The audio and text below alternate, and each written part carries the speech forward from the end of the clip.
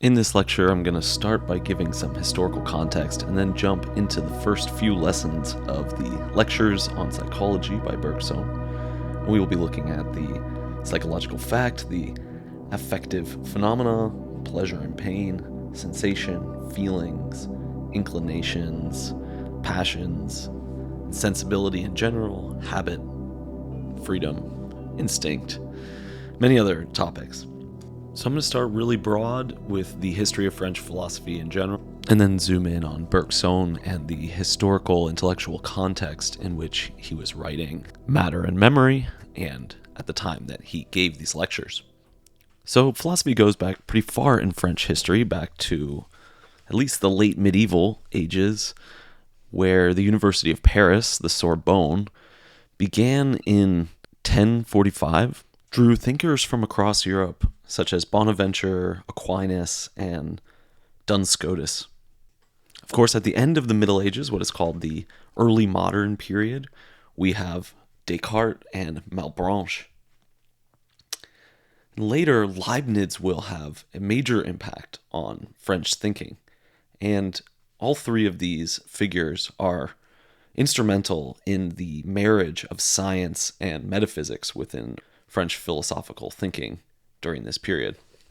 And alongside Descartes as one of the most important thinkers of this period is La Rochefoucauld, who is not really widely remembered these days, but had an impact on all of French thinking. He used wit and wisdom to critique the moral status quo of his time, the assumed virtues and vices of his aristocratic society. Voltaire is somewhat squarely in his lineage, and there's even something in the moralism of Jean-Jacques Rousseau that seems to have some root in La Rochefoucauld. They all sort of take issue with the common way that people are predisposed to thinking and acting and understanding the world within aristocratic European societies. And another important figure here is Émilie du Châtelet, who brought Leibniz and Newton into the French intellectual scenes. And just around the time after Kant writes, there is a very little known French philosopher, Pierre Mandebéron, who greatly influences the tradition leading up to Bergson's philosophy.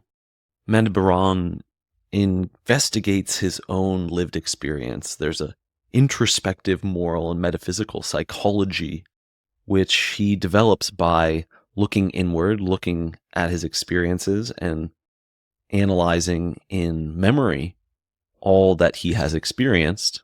And from this sort of inner observation, intimate reflection, come to a metaphysical understanding of the soul that is inconsistent with the reductionist approach to understanding life and consciousness. And Mandebéron starts what is called French spiritualism, which will lead to thinkers such as Félix Ravissant, Paul Genet, and others, Boutreau, Leroy. And Ravissant is really the biggest out of these names, and he went to Germany and studied with Schelling, but is really far more indebted to Mandebéron. And there's more of a parallel between Ravissant and Schelling rather than a causal relationship of inspiration in one direction. Both Mandebéron and Ravissant wrote books on habit from the perspective of the being that is habituated, from the perspective of undergoing habits, having habits, of contracting them, and of shaping our behavior and our character.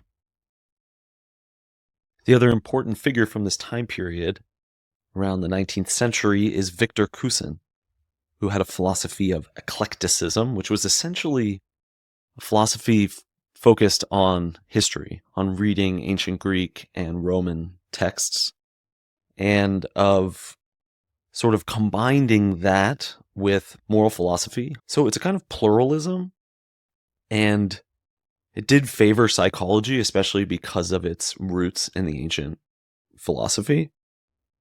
But it was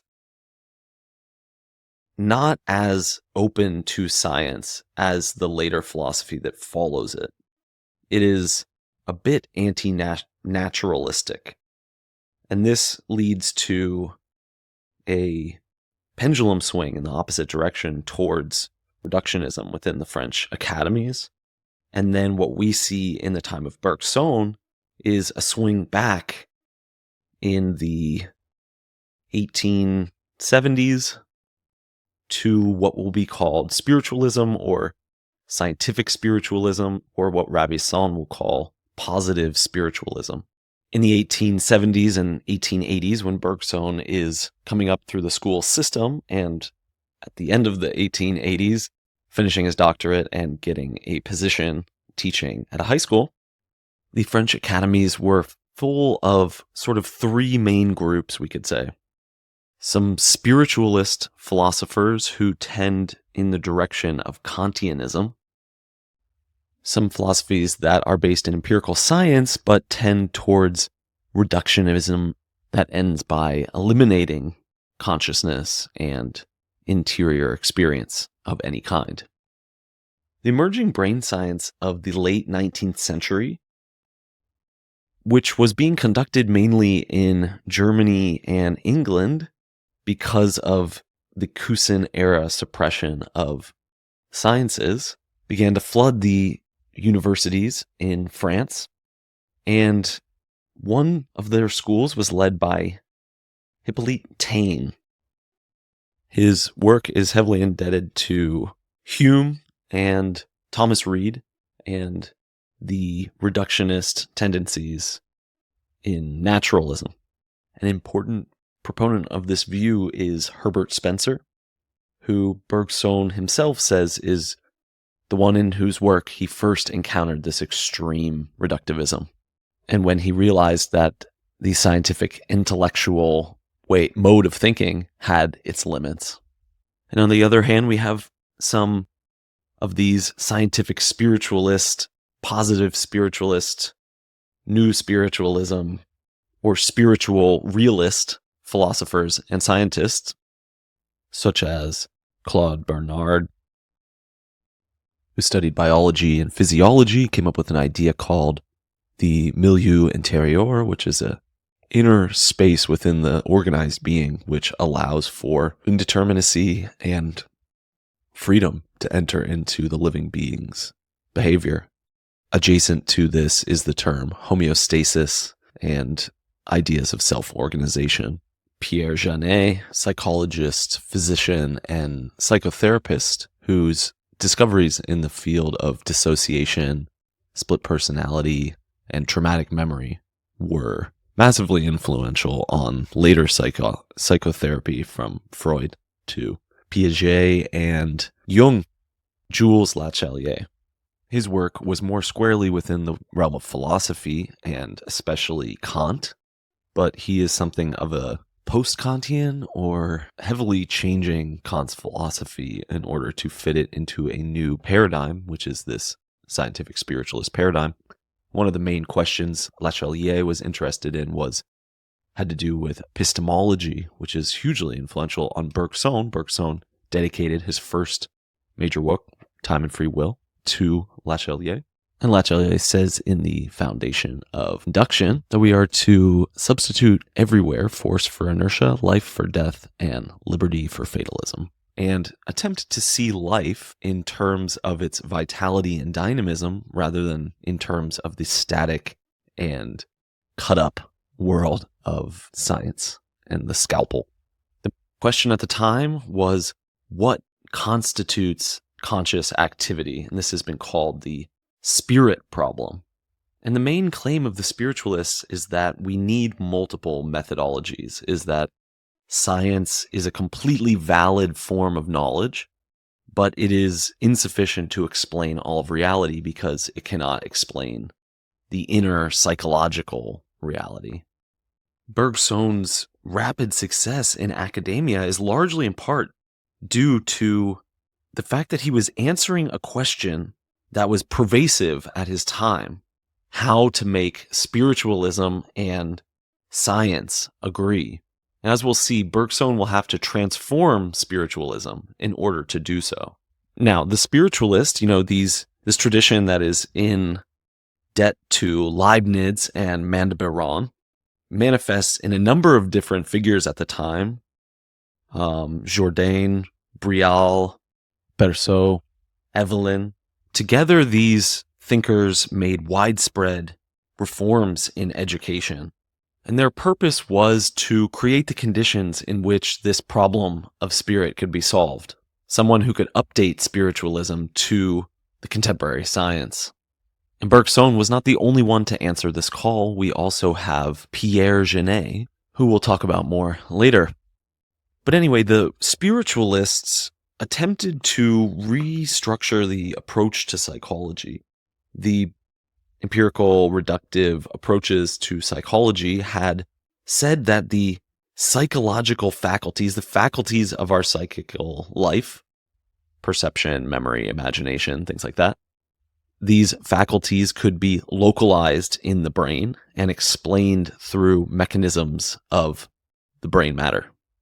The spiritualists want to stop talking about faculties because these faculties can be placed in the brain, and instead talk about psychological activities, and these activities cannot be localized in the brain. And one of the main features of this academic milieu, this conversation, the scholarly conversation, is the importance of the sensory motor, what today is called inactivism or the embodied mind, trying to understand intelligence and consciousness as embodied and as arising in our movement and perception of the world.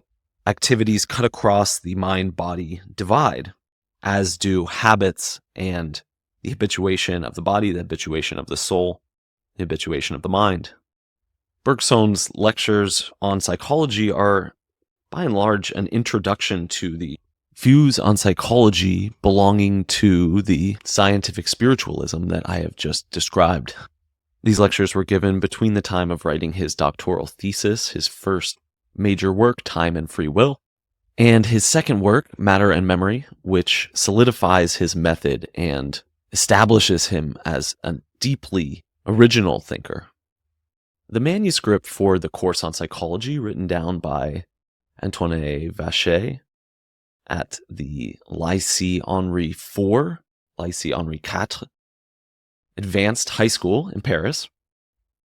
This manuscript did not present any publishing difficulties. The order and the style were clearly Bergson's own, and the content was verified by another student, Désiré Roustan.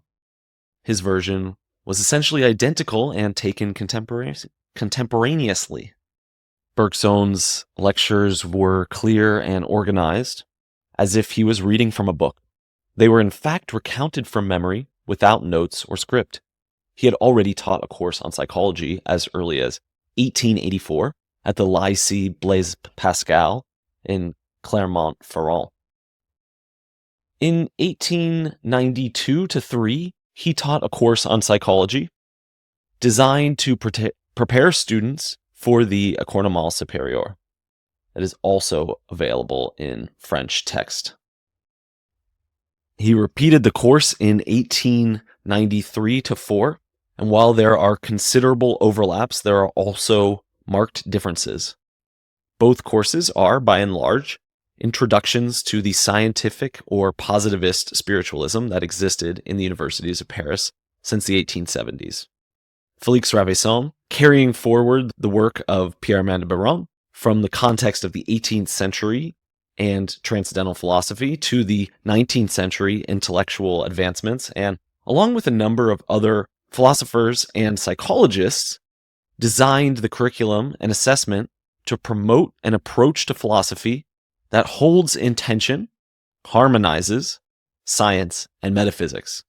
These thinkers were anti-reductionists and wanted the data and evidence on which we base our thinking to take into account both facts of observation, calculation, experimentation on the one hand, and on the other hand, facts of feeling, thinking, remembering, in a word, facts of spirit. These innovative thinkers forged into the contemporary science of the brain in the German and English literature. Paul Genet introduced this early neuroscience into French school systems and wrote a textbook on philosophy that was widely used in prominent high schools in preparation for ENS, and on which Bergson is likely to have based the main topics of his lessons. The editor of the 1892 lectures course, Sullivan Maton, very helpfully tracks many uncited references to the Histoire de la Philosophe, Genet's co-authored work with Gabriel Sellez. The second rendition of this course by Bergson feels almost like a prerequisite to making sense of his book Matter and Memory, which was published just 2 years later in 1896. He unpacks more slowly and sometimes even in greater detail than in his published works the subtle meaning of his most important psychological terms: inclination, tendency, effort, habit, feeling, sentiment, sensibility, intensity, attention, and there are many beyond these. These rich and nuanced terms go largely undefined in Matter and Memory or in Creative Evolution, making these lectures a privileged access point hitherto untranslated in English. We also get rare access to Bergson's views of the unconscious, unpacked here with more care and offering greater engagement with contemporary theories of his time. These lectures, unsurprisingly, also cover topics of his 1889 doctoral thesis on the immediate data of consciousness, known in English as time and free will.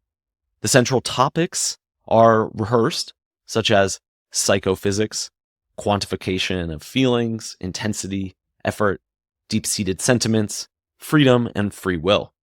The 10th lecture on freedom being one of the longest and perhaps most comprehensive. He engages with these topics in a manner that is, in some ways, more accessible than in his doctoral thesis.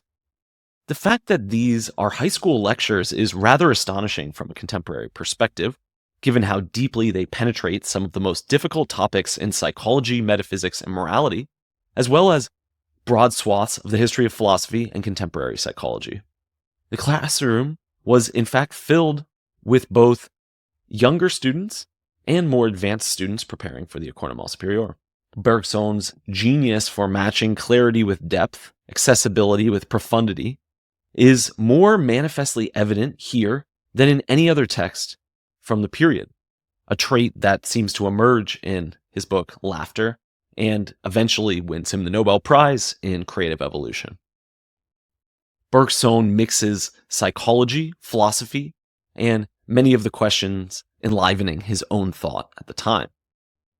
In these lectures, we get special access to his interpretations and critiques of Leibniz, Hume, Kant, Maine de Biran, Ravissant, as well as Darwin, Spencer, and James. We find the same cast of French and German psychologists that he engaged with in his published works. Taine, Ribot, Richet, Weber, Fechner, Lotze, just to name a few. Hippolyte Taine was the furthest on the spectrum of reductionist eliminativism, localizing all psychological functions in the brain and spine. The other thinkers fell on a spectrum moving towards neo-Kantianism and idealism. Bergson is closest to William James, his lifelong friend and admirer. Théodule Ribot and Gustave Fechner are probably the next closest aligned with Bergson's own views, though they still stir in Bergson, and he offers an important critique of them. The latter is typical of the intellectualism that Bergson also opposed. We see Bergson begin to carve out the form that his own science of the psyche will take by the end of Matter and Memory. After assimilating all he could of the facts revealed by these investigations made by his predecessors, after finding the faults in their views, he surpasses the tradition and institutes a new point of departure for a higher empiricism and a metaphysical psychology based on intuition. The central kernel of this approach to psychology draws its insights from what we could call the sensory motor schema, or in contemporary parlance of enactivism, the embodied mind. Bergson will give this emerging paradigm a greater philosophical depth, as will Pierre Genet, with his studies in psychotherapy, who Bergson admired and who he was certainly reading while writing Matter and Memory and giving these lectures. His ideas of automatism, hypnotism, split personalities, and things like the unconscious and tendencies find countless parallels across Bergson and Genet's work. Pierre Genet is Paul Genet's nephew, who Bergson would later hold a chair alongside at the Collège de France, and from whom Sigmund Freud would not only take influence, but in some cases, it seems, even stole some ideas.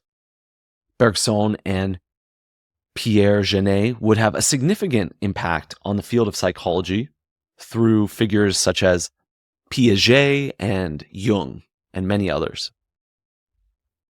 In both the renditions that Bergson gave of the course on psychology at Henri IV, Bergson begins by developing the notion of a psychological fact. This is a distinction between psychological and physiological facts, and it was commonplace in this scientific spiritualist atmosphere at the turn of the century.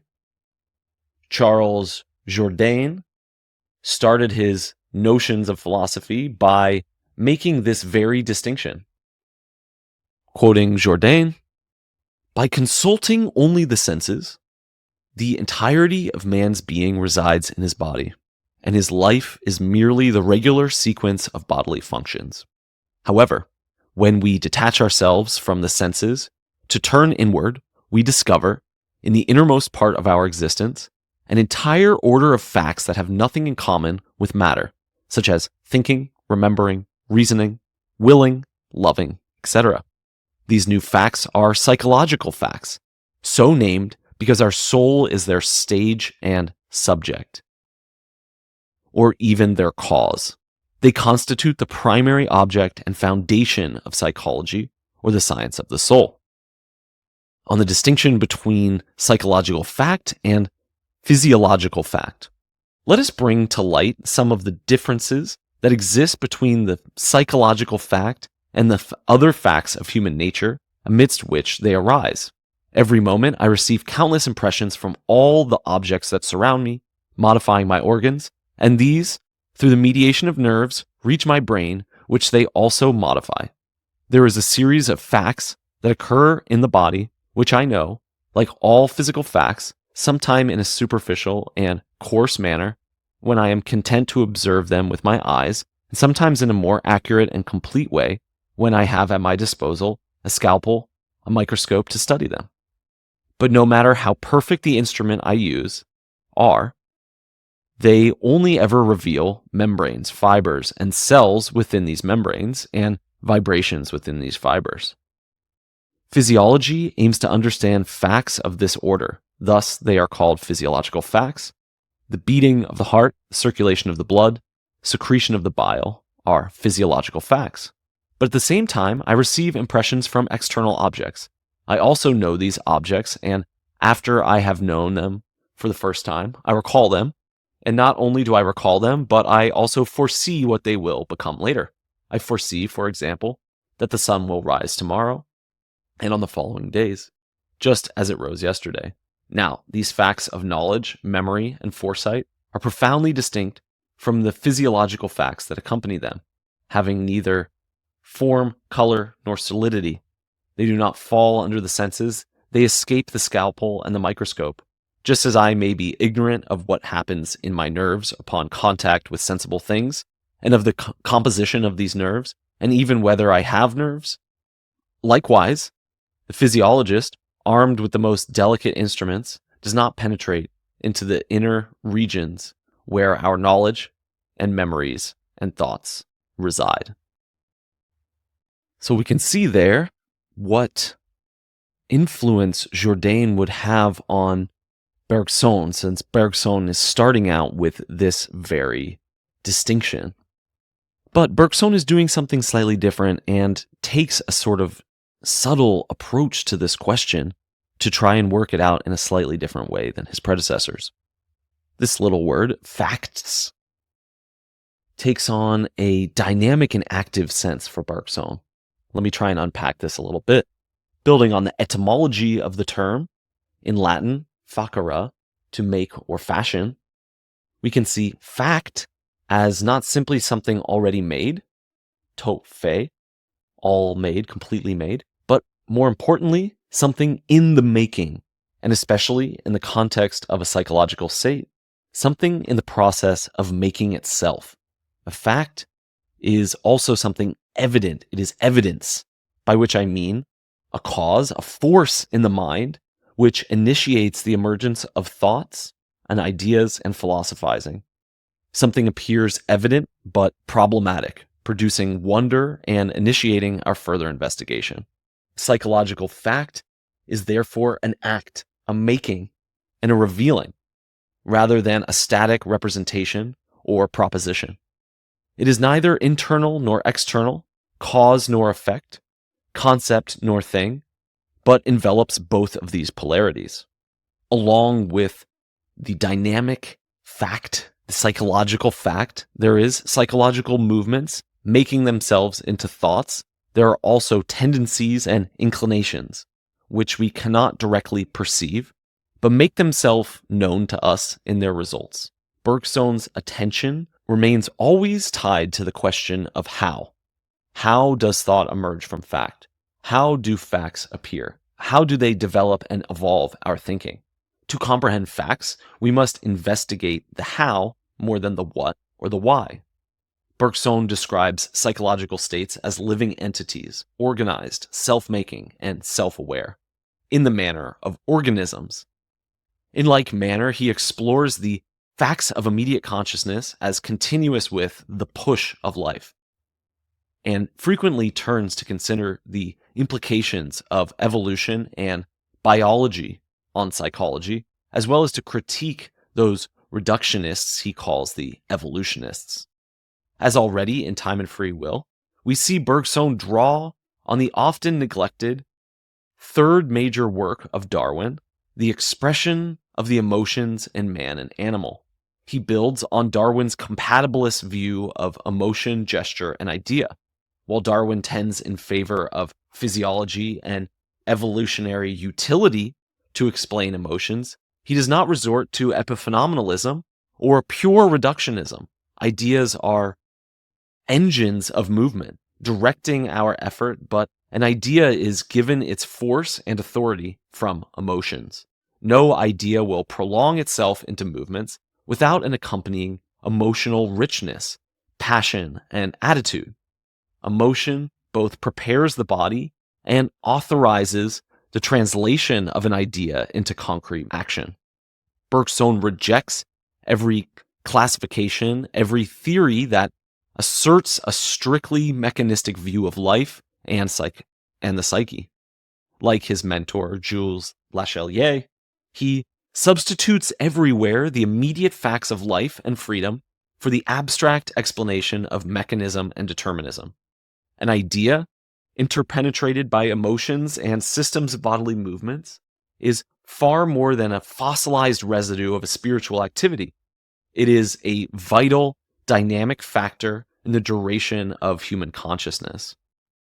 From this investigation into psychological facts, Bergson releases or makes emerge profound experiential-based psychology that generates his philosophy of life.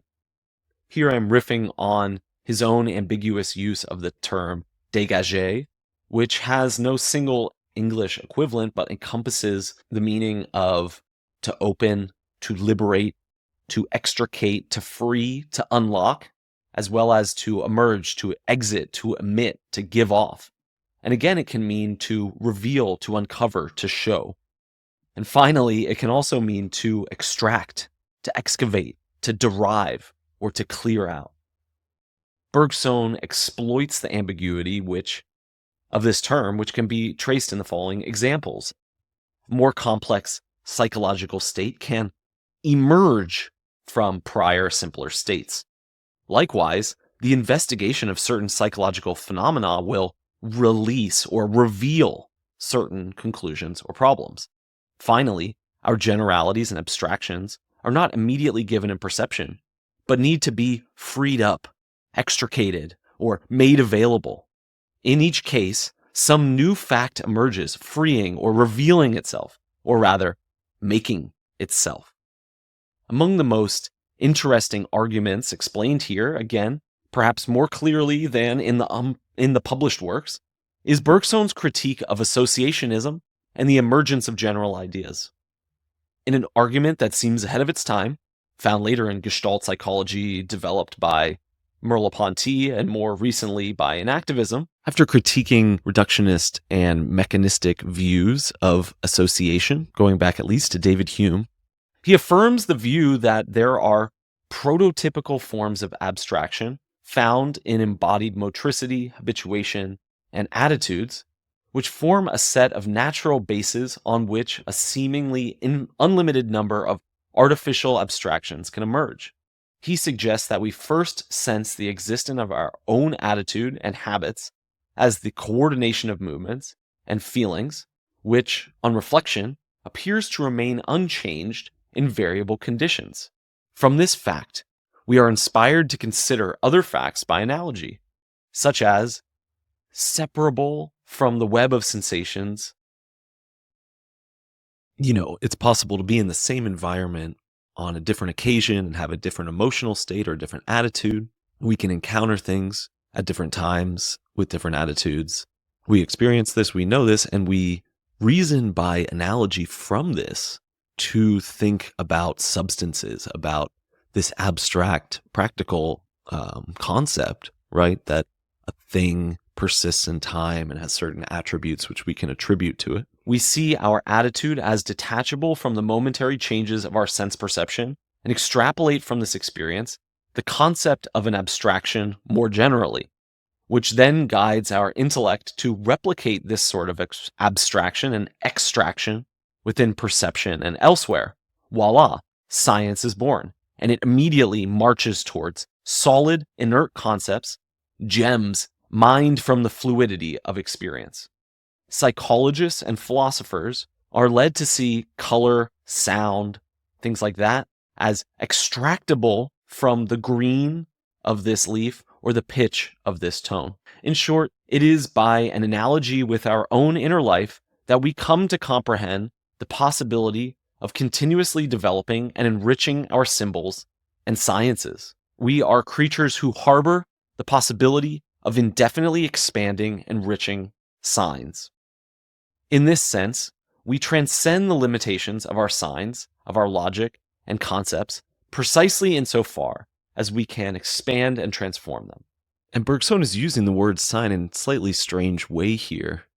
All of our sensations, all of the facts of our experience, every impression made, fait, on our consciousness, as he says, is only a sign for the scientist, and the object of science is precisely to provide its interpretation. And the same could be said of all sciences other than psychology. Metaphysics itself can only consider conscious facts, ideas, but it ceases to be psychology and becomes metaphysics when it treats these facts as signs, as symbols, seeking only to interpret them. And so to treat our sensations and our experiences and our facts as a psychologist means to not treat them as signs, or at least to cease interpreting them. It will instead observe and categorize them. While there is something like a natural tendency for languages to become more abstract, more conceptual, there is a counter tendency seen in an artist's effort to describe or elicit emotions, in a true work of invention, and in the philosopher's effort to return to concrete duration. No matter how static and eternal our systems of knowledge appear at a given moment in history, the study of the evolution of doctrines shows a continuous evolutionary movement, as he would later present in his courses at the Collège de France. The generality and abstraction needed for reasoning are natural, but these tendencies can easily go into excess, and unrestrained will lead to the abandonment of the concrete vitality from which they emerged and erect an eternity of death, as he'll later say, in the form of symbolic deterministic systems. This is where naturalist reductive empiricism demands mechanistic determinism. Even in intellectualism, becomes deterministic in its very structure of knowledge and of consciousness. In short, this is where our intellectual nature turns against itself, and at the point at which we need a conversion that following Plotinus comes from a turn inward.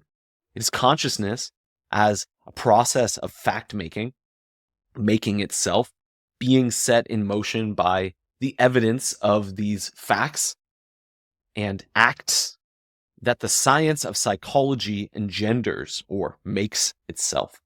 Ultimately, we are each a multiplicity of psychological states with varying degrees of convergence and compartmentalization. We are not a clear and self-same unit or substance, but rather personality is an ecosystem of movements, emotions, tendencies, habits, and ideas forming a complex coordination and disjunction of conscious and unconscious states. The unity of our life is not something we think or generate through an active synthesis. The representation of the self is little more than an illusory concept, greatly impoverished by its derivative status, and if taken as fundamental, will unfailingly lead to false psychological and metaphysical problems. We find our personality in its concrete multiplicity and its transformations. Otherwise, we live it transparently and unconsciously. And as we'll see, our understanding of the self, of ourself, of personality, of our own experience is going to affect our psychology.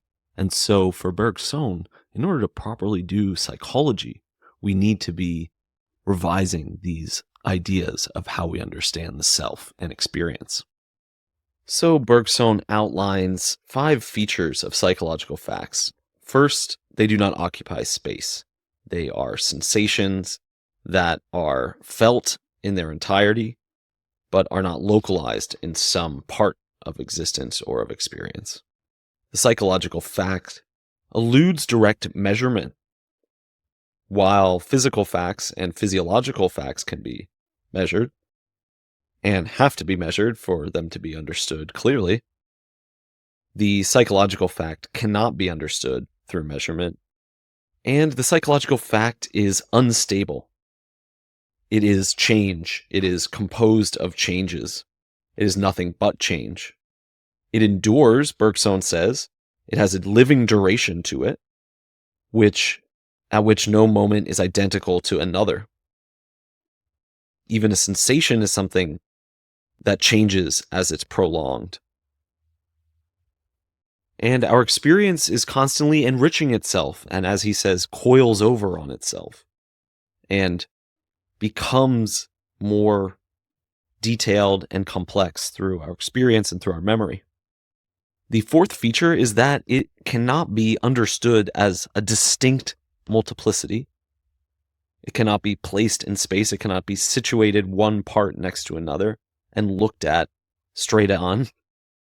Instead, we have a series of psychical facts that overlap and prolong into the next and interpenetrate. And this continuity is not capable of being represented or measured or conceived in physical space. And he says that, whereas physical facts are something that is in the public domain, psychical facts constitute a domain unique to each of us. Consciousness, he says, pertains to the inner life and is generally opposed to the senses. Thus, one might say that the physical facts are perceived by the senses and psychological facts by consciousness. And all of our facts, the ones that we use in science, are at one time psychological. They are the data of our thought. And so it seems that psychology is the science of all reality. And Bergson questions this and says, is every fact a psychological one? And he answers no, while affirming that every scientific fact has a share in our psychological reality. He says if physical facts were, at their core, psychological facts for the physicist, then psychological methods would be applicable in physics, at least to certain problems. Yet they are entirely excluded. Physical sciences are independent of all psychology, and yet all reality can only be known as a fact conscious in our as a psychological fact. Every known reality is a psychological reality, but how do we resolve this antinomy? By analyzing, he says, the procedures of natural science, we will see that although they always begin with observations, and every observation breaks down into sensations, that is, into psychological facts, they never retain the sensations or the conscious facts. They always consider it as a sign or a symbol, attributing to it the value of a symbol. And he'll go on to show here that it is by treating our sensation as symbols that either science or metaphysics begins. It is the way in which they treat it as a symbol that differs. But symbol here is giving us this sense of the evidence from which thought begins. And on the one hand, it begins thinking scientifically, and on the other hand, it begins thinking metaphysically. So he says, every immediately given reality is a psychological reality, and every fact, considered in its brute state and as an immediate known, is a psychological fact. If certain facts or certain systems of these facts are considered purely symbolic, as signs of a reality of a different order, we move from psychology to any of the other sciences of reality. The only appropriate definition of the psychological fact is the following. We call psychological facts the immediately known facts seen in themselves and not interpreted as symbols. But within the immediate facts of our consciousness, we find a reality that is not purely deterministic. We find indeterminacy and freedom within our pure series of conscious facts and inner facts. So for Bergson, we start doing psychology when we treat our inner states as these organic, self-organizing processes that are involving indeterminacy and cannot be understood entirely mechanistically. He is going to look at the role of mechanism within thought and within intelligence. And here again, he is drawing a lot, or is inspired in the same way as Pierre Genet. They're working at the same time. And, Bergson is reading his work, so there's definitely some inspiration there. But I think there's also coevolution that is independent in Bergson. He's not stealing these ideas from Genet or anything like that. But anyway, the idea is the automatism, that there are certain things that happen in the mind automatically. You can think here of habits. You form certain habits of thought, and you'll think that way without, noticing it, or without deciding to begin thinking that way. Once a habit is formed, it becomes almost a mechanical operation. If I had to think about how I formed every single word, I wouldn't be able to actually be able to think in the way that I need to speak. Part of that process becomes automated as a kind of automata. And we see this idea actually going all the way back to people like Descartes, Spinoza, Leibniz. Leibniz uses this phrase from Spinoza, the psychological automata. It's a self-moving thought that our consciousness is not operating, is not actively guiding and enacting. And Bergson will start out Matter and Memory in the preface by stating that intelligence arises in action and practical reasoning, and it carries certain features of practical utility along with it into intelligence, and this causes all the problems in psychology and in philosophy.